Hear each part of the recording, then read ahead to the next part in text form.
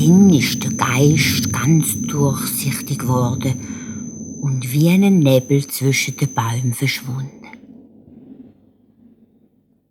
Der Hans aber hat das Tüchli in den Sack geschoben und ist zurück zum Vater. Der hat geschumpfen. Du bist aber lange rumgestrielt. Ja, doch denkt, an dir habe ich keine rechte Hilfe. Der Hans hat geschmunzelt. Wart noch, Vater, ich will sie jetzt nachholen. Komm, gib mir die Axt. Wo ist der Ditschbaum? Den will ich umhauen. Aber zuerst muss ich die Axt noch ein bisschen putzen. Er reibt mit dem Tüchli drüber und sofort war die Axt aus Silber. Mit einem grossen Schwung hat er sie im Baumstamm hineingehauen. Aber die silbrige Axt war natürlich zu weich und hat sich verbogen. Wo der Vater das sieht, fängt er an zu futtern. Du bist doch ein Tollpatsch, du. Hätte dich noch nicht mitgenommen. Ich hab doch gedacht, es ging alles letzt. Jetzt hast du dem Nachbar seine Axt kaputt gemacht. Wie soll ich jetzt die zahlen?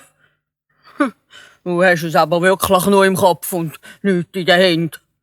Der Hans aber hat gesagt, Du musst jetzt nicht den Kopf hängen lassen, Vater. komm, wir machen Feierabend. Weisst, ich gehe dann in die Stadt die Axt verkaufen und von dem Geld kann ich dann am Nachbar mehr als eine Axt kaufen. Warte noch, es kommt schon alles recht raus.